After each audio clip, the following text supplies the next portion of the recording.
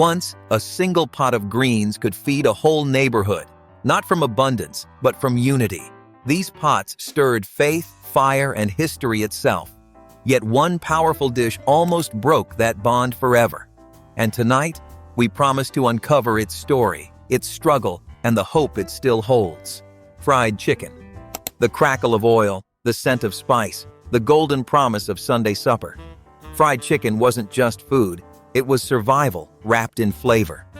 In church basements and kitchen backrooms, women in aprons turned hardship into heritage, seasoning each piece with faith, patience, and pride. Long before fast food chains made it trendy, this was the meal that traveled in tinfoil to marches, bus rides, and community gatherings. It was more than decoration, it was a statement of the time. Behind the crisp skin was a hidden story about the decade itself, of families who had little, yet made every bite taste like victory. In the heat of struggle, this humble dish brought comfort and courage. But while fried chicken fed the spirit, another dish, humble and green, fed the soul. Collard greens with ham hocks. The slow simmer of collard greens filled kitchens with the scent of strength, earthy, smoky, and alive with memory. These weren't just greens, they were a story in every leaf. Washed, chopped, and cooked for hours beside a bubbling pot of ham hocks, they carried the flavor of patience, the kind passed down through generations that knew how to make a feast from almost nothing. In the heart of the civil rights era, a pot of greens was more than nourishment. It was a symbol of endurance. Families gathered around the table, ladling out pride with every spoonful. The charm was obvious, but so were the problems. Greens took time, and time was scarce for those fighting for change. Yet somehow, this dish never disappeared, because after the greens came something sweeter, and far more than just dessert. Cornbread. The scent of cornbread drifting from the oven could stop a conversation mid-sentence. Golden, warm, and softly crumbling at the edges, it was the quiet centerpiece of every table, from church basements to front porches on Sunday afternoons. Sweet or savory, it didn't matter. What mattered was that it brought people together. In times when resources were scarce, a simple pan of cornmeal, milk, and love could stretch to feed an entire family. For many, it was more than a side dish. It was home, baked into every bite. At first glance, it looked practical. In reality, it was much more. A reminder that comfort didn't come from wealth, but from togetherness. Served beside greens or fried chicken, it turned struggle into celebration. And just when the meal seemed complete, a humble bean would steal the spotlight next. Black-eyed peas. The soft pop of black-eyed peas in a simmering pot carried more than flavor. It carried tradition, hope, and the promise of a new year. Families stirred them slowly, folding in smoky ham or fatback, whispering wishes for luck and strength with every turn of the spoon. It was a dish born from resilience, meant to nourish both body and spirit during times when the world outside felt uncertain. For communities in the South, black-eyed peas were more than beans. They were a ritual, a way to face tomorrow with courage. This detail says more about the decade than you might expect. In every humble legume, there was history, memory, and unity. And as the peas settled into bowls, another sweet surprise waited in the wings, ready to continue the story of soul and sustenance. Sweet potato pie. The warm aroma of sweet potato pie drifting from the oven could stop a room in its tracks. Cinnamon, nutmeg, and a hint of brown sugar danced through the air, carrying with them whispers of home and heritage. This wasn't just dessert. It was hope baked into a crust, a reminder that sweetness could emerge even in hard times. Families sliced it thick, sharing stories between bites, each forkful a bridge between generations. For children, it was magic. For elders, it was tradition. For families, it was just normal life. But today it feels strange, a taste both familiar and distant. Sweet potato pie proved that even in scarcity, ingenuity and love could turn simple ingredients into something extraordinary. And just beyond the dessert plate, a humble rice dish was quietly shaping its own legacy: macaroni and cheese. The bubbling golden top of macaroni and cheese promised comfort before anyone even touched a fork. Creamy, cheesy, and warm, it wasn't just a dish. It was ingenuity plated. In kitchens where every ingredient mattered, This humble combination of pasta, milk, and a pinch of spice could feed a family, stretch a budget, and bring smiles all at once. For children, it was pure joy. For parents, a quiet triumph over scarcity. At first glance, it looked practical. In reality, it was much more, a testament to resilience and love.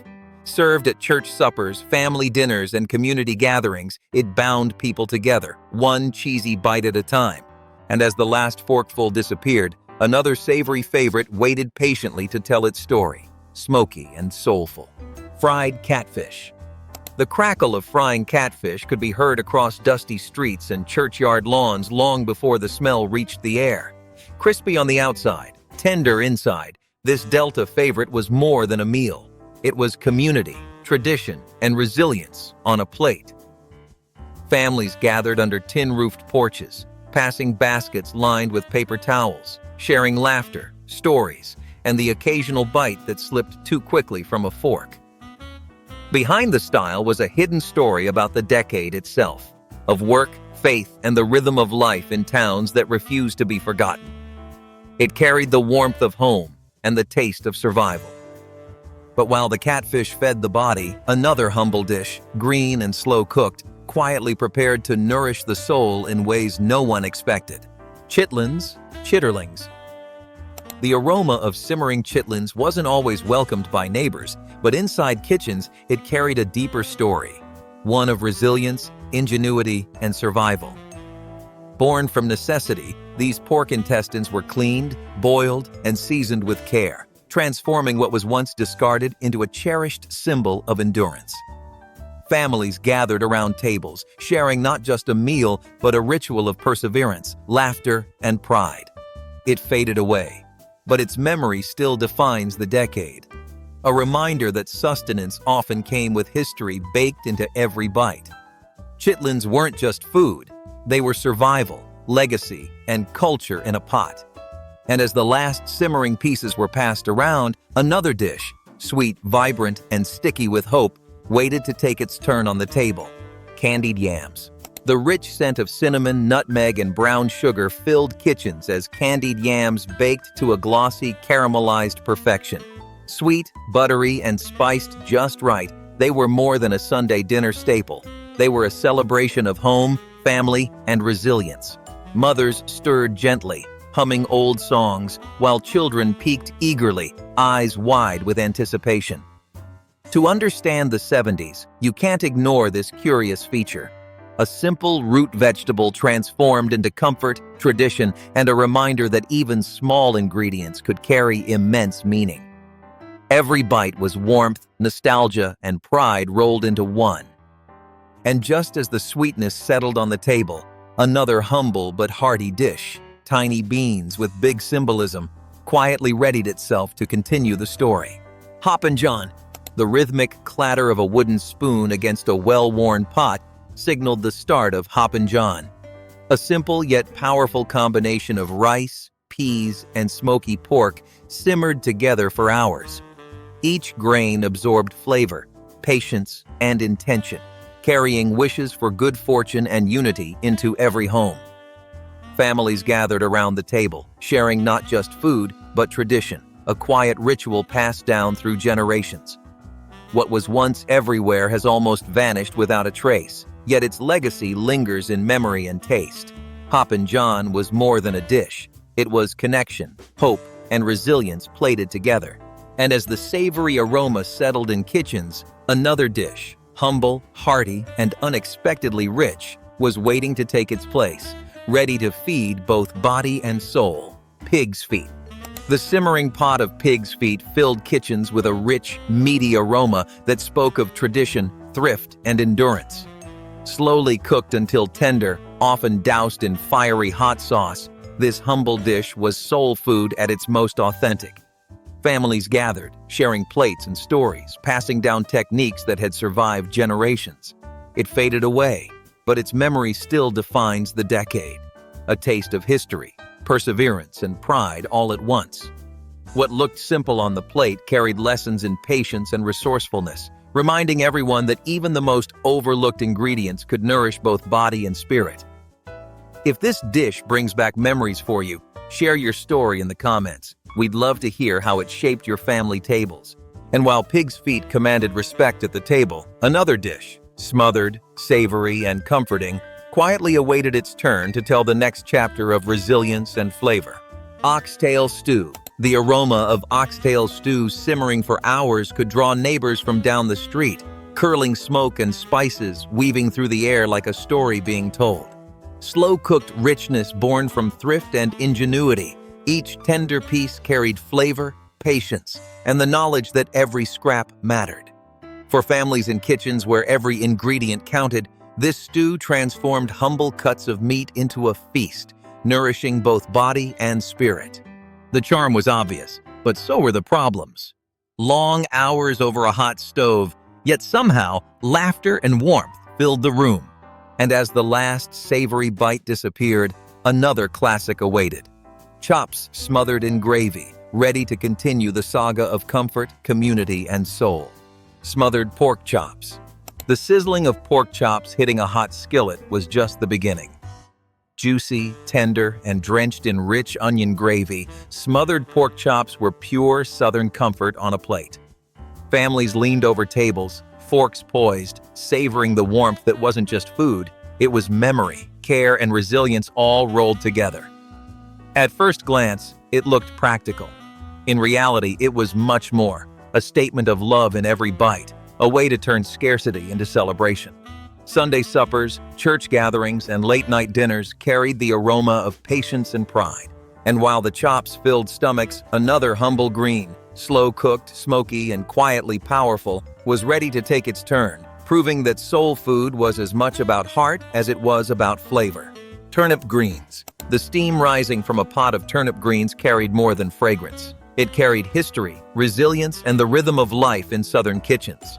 Bitter, yet tender, slow-cooked with smoky bits of pork, these greens were often paired with cornbread to soak up every drop of pot liquor, turning modest ingredients into a feast. For families, it was just normal life. But today, it feels strange, the way a humble green could hold such significance. Every leaf whispered lessons of thrift, tradition, and endurance, feeding both body and spirit in equal measure. And just as the greens filled the plate and the heart, another legume, small, humble, but full of story, quietly awaited its turn to continue the journey of flavor, culture, and community. Lima beans with fatback. The soft pop of lima beans against the side of a simmering pot was almost musical, a prelude to a meal steeped in history. Mixed with rich fatback and slow-cooked until every bite was tender and flavorful, this humble dish offered more than nourishment. It offered warmth, comfort, and the quiet satisfaction of making something from little. To understand the 70s, you can't ignore this curious feature. Simple ingredients transformed into a hearty, sustaining meal that brought families together, one scoop at a time. Every spoonful carried memory, resilience, and a taste of home. And just as the last bean disappeared from the plate, another classic, red beans paired with rice, quietly prepared to step into its own story of luck, flavor, and community. Red beans and rice. The pot of red beans bubbling on the stove was a song of home, patience, and Southern ingenuity, mixed with smoky sausage or ham and served over steaming white rice. This Louisiana classic fed families for pennies while filling hearts with warmth and community. It was more than a meal. It was a ritual, a way to gather around the table, share stories, and stretch limited ingredients into something sustaining. For generations, it carried the flavor of survival and the joy of togetherness. What was once everywhere has almost vanished without a trace, yet its memory lingers in kitchens and hearts alike. And just as the last bite of beans disappeared, a delicate yet soulful dish, chicken and dumplings, quietly awaited its turn to comfort and nourish. Chicken and dumplings. The gentle simmer of chicken and dumplings filled homes with warmth that went beyond the kitchen. Tender chicken, soft dumplings, and rich broth combined to create a stew that soothed body and spirit alike, a meal that carried generations in every bite. Families gathered around worn tables, sharing conversation, laughter, and the quiet comfort of knowing they were fed in more ways than one. At first glance, it looked practical. In reality, it was much more. A reminder that love, patience and care could transform simple ingredients into something extraordinary. And just as the last dumpling disappeared from the pot, another humble dish, smoky, seasoned, and full of tradition, was ready to take its place, continuing the story of soul, survival, and flavor. Hush puppies. The sizzle of golden cornmeal hitting hot oil was a sound that promised delight before the first bite. Crispy on the outside, soft and slightly sweet inside, hush puppies turned scraps into joy, transforming leftover cornmeal into a snack that carried laughter, family, and ingenuity. Children darted around the kitchen, sneaking morsels straight from the pan, while parents smiled at a tradition that proved even the simplest ingredients could spark happiness. To understand the 70s, you can't ignore this curious feature. Humble fritters that became a beloved comfort, connecting tables and generations alike. And as the last hush puppy disappeared into eager hands, another dish, rich, slow-cooked, and deeply soulful, quietly awaited its turn to carry the story forward. Neckbones and rice. The scent of neckbones simmering low and slow filled kitchens with richness that belied their humble beginnings. Tender meat clung to the bone, mingling with rice that soaked up every drop of flavor, creating a meal that was both budget-friendly and deeply satisfying. Families gathered around tables, savoring the taste of resilience and tradition with every bite. The charm was obvious, but so were the problems. Long hours over the stove, yet every meal carried love, warmth, and community.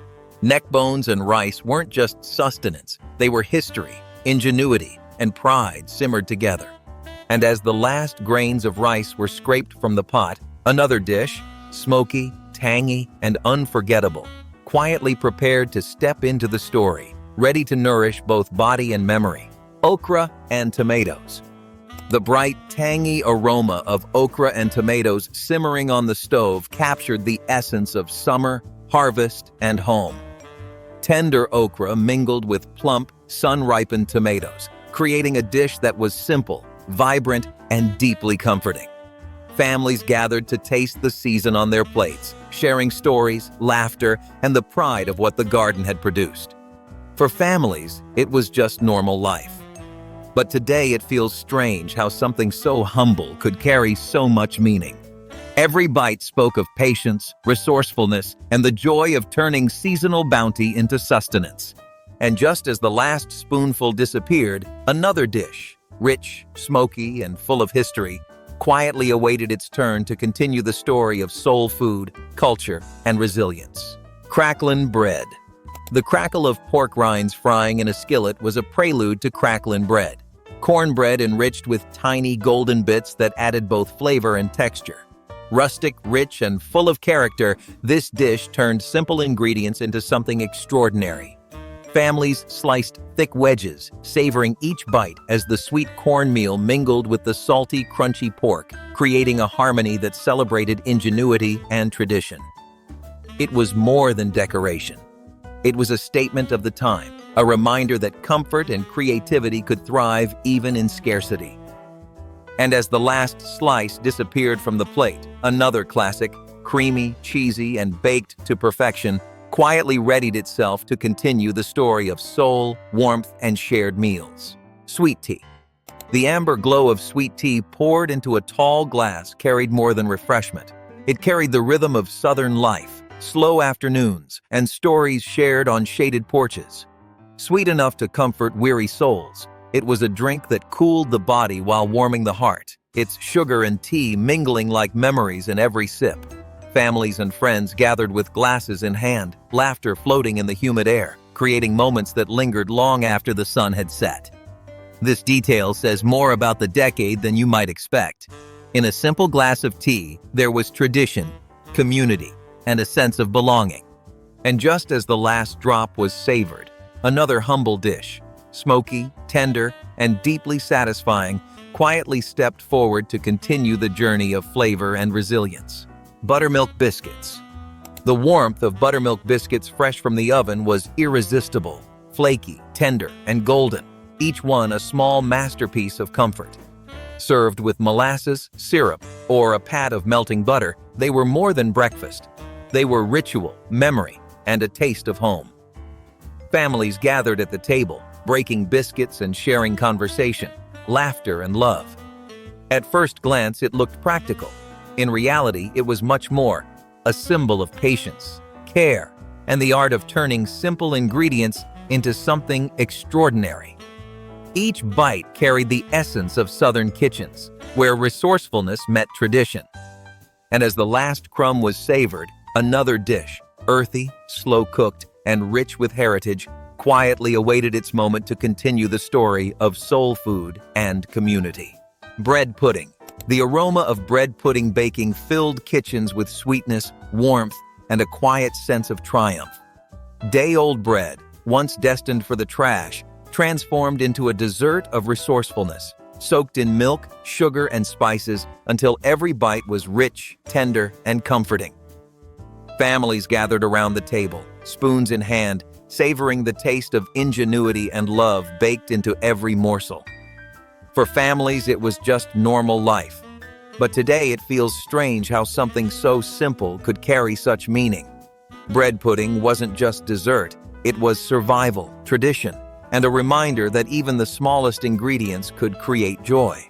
And as the last portion disappeared, the drink that had accompanied countless meals, sweet, soothing, and iconic, quietly stepped forward to complete this journey of flavor and memory. Peach cobbler. The golden bubbling crust of peach cobbler spilling over a cast iron dish was more than dessert. It was the crown jewel of Sunday dinners. Juicy, sweet peaches softened under a tender, buttery topping, their fragrance filling kitchens with warmth, nostalgia, and pride. Families gathered around the table, spoons ready, savoring the harmony of fruit, sugar, and love baked into every bite. It was more than a treat. It was a celebration of home, heritage, and the simple joys that endured through hardship. To understand the era, you can't ignore this curious feature. A humble dish that became a symbol of comfort, generosity, and togetherness. Peach cobbler wasn't just eaten. It was remembered, shared, and cherished, a final sweet note to a story of resilience, flavor, and soul that lives on. Which of these timeless dishes takes you straight back to a Sunday dinner or a family gathering? Share your memories in the comments and subscribe to keep these flavors and stories alive, one bite at a time.